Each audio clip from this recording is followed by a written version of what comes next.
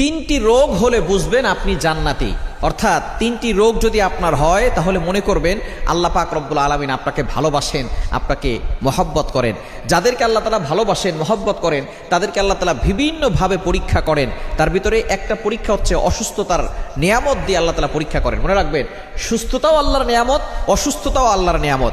আমরা অসুস্থ হয়ে গেলে অনেক সময় আল্লাহকে অভিযোগ করে বসে, আল্লাহ আমার কি দোষ ছিল?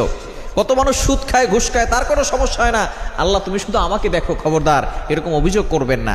সুতরাং অসুস্থ হলে তিনটি রোগ যদি আপনার হয়, মনে করবেন যে আল্লাহ আপনাকে ভালোবাসে এবং আল্লাহ আপনাকে জান্নাত দিতে চাচ্ছেন। এক নাম্বার হচ্ছে যদি জ্বর হয়। জ্বর ঠান্ডা আমাদের অনেকেরই হয়।